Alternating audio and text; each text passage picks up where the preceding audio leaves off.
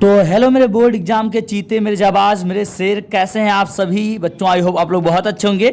तो आज के इस वीडियो में मैं लेकर आ गया हूं कक्षा 10 विज्ञान के 70 प्लस इंपॉर्टेंट एमसीक्यू जो 2025 बोर्ड एग्जाम में पक्का आएगा। ठीक है, इसके आने के चांसेस बच्चों बहुत ही ज़्यादा हैं। अगर आप इन प्रश्नों को तैयार कर लेते हैं तो आपके एमसीक्यू यहीं से आएंगे, ये मेरा दावा है बच्चों। ठीक है, तो आप सभी लोग वीडियो में अंत तक बने रहेंगे। और बच्चों आप सबके लिए इंपॉर्टेंट बात यह है कि कल से आप सभी के लिए आल सब्जेक्ट की महामैराथन क्लास कल से स्टार्ट होगी इसी चैनल पर बच्चों। तो आप सभी लोग चैनल को सब्सक्राइब अभी से कर लीजिए बच्चों।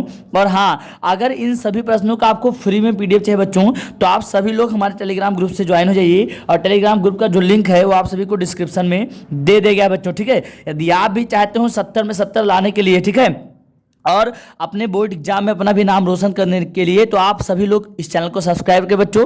इस वीडियो को ज़्यादा से ज़्यादा शेयर करें, इस वीडियो को दोस्तों के पास अपने ज़्यादा से ज़्यादा शेयर करें, वीडियो को लाइक करें। और जिस भी सब्जेक्ट पर आपको जो है दिक्कत हो उसमें क्या करें बच्चों, कमेंट जरूर करें। ठीक है, आप क्या करें बच्चों, कमेंट करें, आप सभी बच्चों को रिप्लाई जरूर मिलेगा। ठीक है, उस पर वीडियो जरूर मिलेगा। ठीक है, टॉपर बनकर नहीं आते बच्चों, बनाए जाते हैं। ठीक है, तो मैं आ गया हूँ आप सभी को टॉपर बनाने के लिए, क्योंकि मैं खुद एक टॉपर रहा हूँ। ठीक है, जब तक तोड़ेंगे नहीं तब तक छोड़ेंगे नहीं। मतलब इस बार बोर्ड एग्जाम में 90 पार लेके आना है, अब की बार 90 प्लस पार। ठीक है, 95 प्लस पार, अब की 90 प्लस तो ऐसे ही आ जाएगा यार, आप मेहनत करते रहें। ठीक है, तो आइए वीडियो की शुरुआत करते हैं बच्चों। तो देखिए हमारा पहला क्वेश्चन देखिए, लिखा है कि विकास की दृष्टि से मानव में सबसे महत्वपूर्ण निकटवर्ती है। विकास की दृष्टि से मानव से सबसे महत्वपूर्ण निकटवर्ती, तो बच्चा आप सभी को पता है कि सबसे निकटवर्ती महत्वपूर्ण क्या हो जाएगा, चिंपैंजी बंदर, क्योंकि उसका जो दिमाग होता है काफी अत्यधिक तेज होता है, इसलिए चिंपैंजी बंदर हो जाएगा। अगला क्वेश्चन लिखा है पुरुष में लिंग गुणसूत्र होता है बच्चों। ठीक है, तो पुरुष में लिंग गुणसूत्र क्या होता है, तो आप कहेंगे गुरुजी यक्स और वाई होता है। क्या होता है, यक्स वाई। अगला लिखा है पित्ताशय का जो है स्राव होता है बच्चों, तो पितरस का स्राव होता है, तो पितरस का स्राव। 4 ऑप्शन दिए गए बच्चों।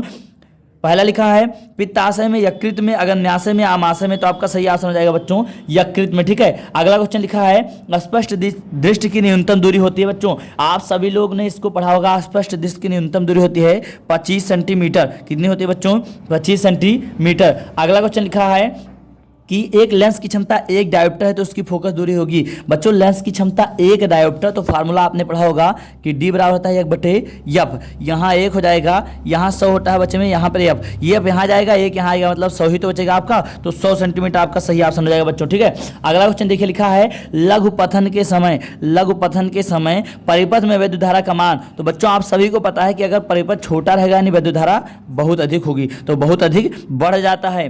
अगला क्वेश्चन, ये सारे रिपीटेड क्वेश्चन बच्चों। अगला लिखा है ओम के नियमानुसार विभवांतर और धारा के बीच ग्राफ होता है, तो बच्चों ग्राफ आप सबको पता है, यहाँ पर जो है ऐसे विभवांतर होती है, ये धारा होती है, ऐसे ग्राफ होता है, मतलब लगातार दिशा क्या होती रहती है बच्चों, बदलती रहती है।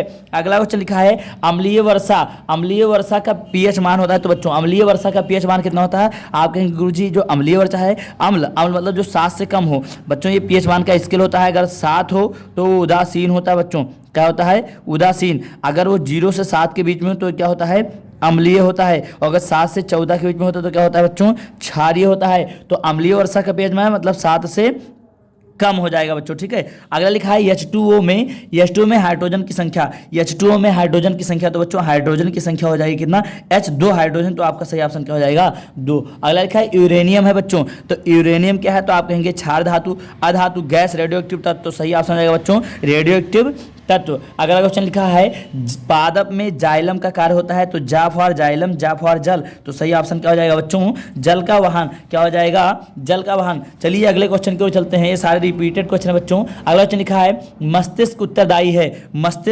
उत्तरदायी है, तो मस्तिष्क सोचने के लिए भी जरूरी है बच्चों, हृदय स्पंदन के लिए भी जरूरी है, शारीरिक संतुलन के लिए भी जरूरी है, सभी के लिए, तो सही ऑप्शन हो जाएगा बच्चों सभी के लिए। अगला क्वेश्चन लिखा है समजात अंगों का उदाहरण है, समजात अंग मतलब सही एक ही प्रकार के अंग हो, तो हमारा हाथ और कुत्तों का अग्रपाद मतलब आगे वाला जो पैर होता है वो हमारे समजात अंग होते हैं। अगला क्वेश्चन लिखा है परागकण पाया जाता है, तो परागकण परागकोश में पाया जाता है बच्चों, आप सभी लोगों ने पढ़ा होगा, ये सारे इंपॉर्टेंट क्वेश्चन है। अगला लिखा है किसी दर्पण से आप चाहे जितनी दूरी पर खड़े रहें, उसकी प्रतिबिंब सदैव सीधा दिखाई देती है तो दर्पण है। तो अगर सीधा दिखाई देगी बच्चों तो वह दर्पण हो जाएगा क्या, केवल समतल दर्पण, केवल उत्तल, तो केवल उत्तल में सीधा दिखाई देता है बच्चों। ठीक है, अगला क्वेश्चन लिखा है स्पष्ट दृश्य की न्यूनतम दूरी। आप सभी को पता है बच्चों, अभी मैंने बताया स्पष्ट दृश्य की न्यूनतम दूरी कितना हो जाएगी, 25 सेंटीमीटर। अगला क्वेश्चन लिखा है चालक में विद्युत धारा का प्रवाह होता है तो इलेक्ट्रॉन द्वारा, क्योंकि आपको पता है कि धारा में इलेक्ट्रॉन मूव करते रहते हैं बच्चों। अगला क्वेश्चन लिखा है विद्युत शक्ति को निरूपित करता है, तो विद्युत शक्ति का फार्मूला आपने पढ़ा है P बराबर VI, P बराबर क्या होता है VI। अगला क्वेश्चन लिखा है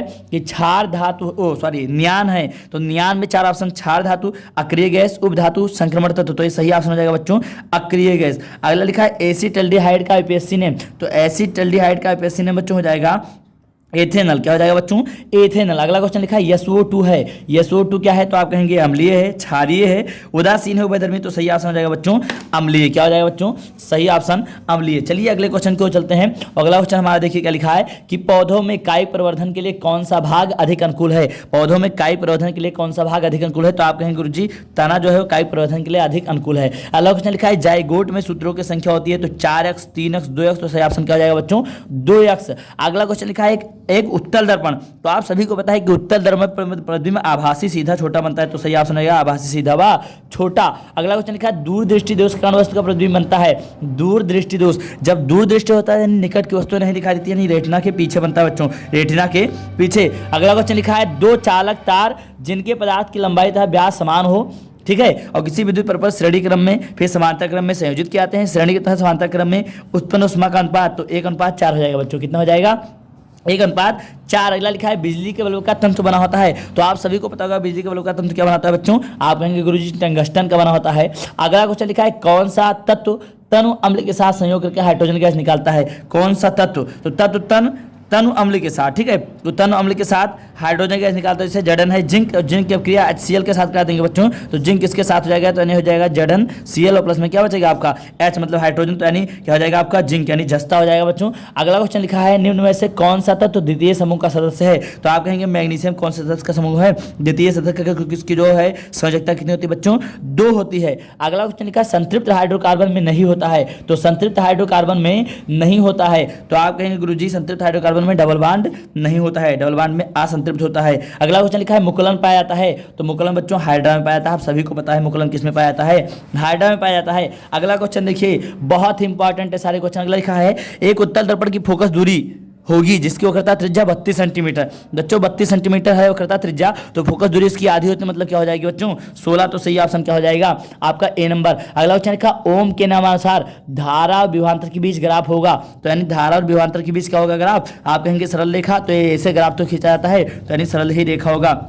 अगला लिखा है निम्न में से कौन सा धात्विक तत्व तो क्या है बच्चों, आप कहेंगे गुरुजी लिथियम है। अगला क्वेश्चन लिखा है कौन सा कार्बनिक यौगिक असंतृप्त यौगिक है, तो असंतृप्त मतलब जिसके बीच कौन सा बांड हो, डबल बांड हो, तो डबल बांड किसके पास लगेगा बच्चों, एथिलीन के साथ। अगला क्वेश्चन लिखा है धावन सोडा का रासायनिक सूत्र बच्चों, धावन मतलब धोने वाले सोडा, तो इसका सूत्र है Na2CO3 × 10S2, वो ये आपका सही ऑप्शन हो जाएगा। अगला क्वेश्चन लिखा है निर्वात में प्रकाश की चाल 3 × 10⁸ मीटर पर सेकंड है, ये बहुत ही इंपॉर्टेंट है बच्चों, ठीक है। लिखा है निर्वात में प्रकाश की चाल 3 × 10⁸ मीटर प्रति सेकंड है, तो कांच जिसका अपवर्तनांक 1.5 है, तो प्रकाश की चाल, तो भैया जो ये है ये ऊपर जाता है, और जो नीचे ये अपवर्तनांक दिया जाता है उसको हम नीचे कर देते हैं, दशमलव हटाएंगे क्या हो जाएगा यहाँ पर 0, 15 के नम 15 15 ना 30, तो क्या बचा बच्चों 2 × 10 के घाते 8, तो सही ऑप्शन कहाँ ये 2 × 10 के घाते 8 मीटर प्रति सेकंड। अगला क्वेश्चन लिखा है निम्न परपथ में, यानी ये क्वेश्चन ही गलत हो गया था क्योंकि यहाँ पर परपथ आपको दिया ही नहीं गया है बच्चों, ठीक है। अगला क्वेश्चन लिखा है क्षारक के साथ हल्दी का रंग होता है, तो क्षारक के साथ हल्दी का रंग, क्षारक मतलब कोई क्षार लीजिए और उसके साथ हल्दी मिलाए तो उसका रंग क्या हो जाएगा भूरा लाल हो जाएगा बच्चों। अगला लिखा है अम्लीय वर्षा जल का संभावित मान, तो अम्लीय वर्षा मतलब ये 7 से क्या होगा कम, तो 7 से कम मतलब 5 पॉइंट का होगा 2 होगा। अगला लिखा है एसिटल्डिहाइड का IPSC ने बच्चों, तो एसिटल्डिहाइड का अभी मैंने आपको बताया किसका हो जाएगा क्या एथेनल। अगला क्वेश्चन लिखा है केवल जल में घुलनशील विटामिन, ये कई बार आ चुका है, काफी इंपॉर्टेंट। जल में घुलनशील विटामिन क्या है, विटामिन सी। विटामिन सी मतलब जैसे होता है नींबू का रस, सिरका, ये सब जल में घुलनशील है बच्चों। अगला क्वेश्चन लिखा है ATP का फुल फॉर्म होता है एडेनोसिन ट्राइफॉस्फेट, NADP और 2H का निर्माण होता है बच्चों, तो आप कहेंगे माइटोकॉन्ड्रिया में, कहाँ होता है बच्चों माइटोकॉन्ड्रिया में होता है, ठीक है। अगला क्वेश्चन देखिए यहाँ पे लिखा है फिर कि मुकुलन पाया जाता है, तो मुकुलन कहाँ पाया जाता है? आप कहेंगे गुरुजी हाइड्रा में पाया जाता है मुकुलन, हाइड्रा में। अगला लिखा है केवल न्यूक्लिक अम्ल प्रोटीन से बने होते हैं, केवल न्यूक्लिक अम्ल किससे बने होते हैं? प्रोटीन से बने होते हैं। ये बायोलॉजी का काफी वायरल क्वेश्चन है बच्चों, तो इसका आप सभी लोग इसका आंसर कमेंट में बताएंगे बच्चों, ठीक है? आप सभी बच्चे इसका आंसर किस में बताएंगे? कमेंट में बताएंगे। अगला क्वेश्चन लिखा है अवतल दर्पण द्वारा किसी वस्तु का सीधा प्रतिबिंब, सीधा आ गया और बड़ा, अवतल से सीधा और बड़ा एक ही पर बनता है जब P और F के बीच रखा जाता है, तो P और F के बीच ये दर्पण का ध्रुव और बिंदु F के बीच। अगला लिखा है निकट दृष्टि दोष के से पीड़ित एक व्यक्ति को दूर दोष मतलब जो है यहाँ दोष दूर करने के लिए किस, निकट दृष्टि दोष मतलब उसको दूर की वस्तुएं नहीं दिखाई देती, दूर की वस्तुएं मतलब उसको प्रकाश और फैलाना है, तो प्रकाश फैलाने का काम कौन करता है? आप कहेंगे गुरुजी अवतल लेंस। कौन सा? अवतल लेंस। अगला लिखा है विद्युत ऊर्जा का इकाई, तो विद्युत ऊर्जा, तो ऊर्जा आपको किसमें मापी जाती है? तो आप कहेंगे गुरुजी वाट में, ऊर्जा को किसमें मापते हैं हम? वाट में। अगला लिखा है प्रोपेनाल, प्रोपेनाल का सूत्र, तो एक कार्बन हो तो मेथ, 2 कार्बन के लिए एथ, 3 कार्बन के लिए 1 2 2 3, 1 कार्बन के लिए मेथ, 2 कार्बन के लिए एथ, 3 कार्बन के लिए प्रोप, तो 3 कहाँ लगा है? यहाँ लगा है गुरुजी। लेकिन जब C3 होगा तो H8 भी होगा, तो यानी ये ऑप्शन हो जाएगा C3H8।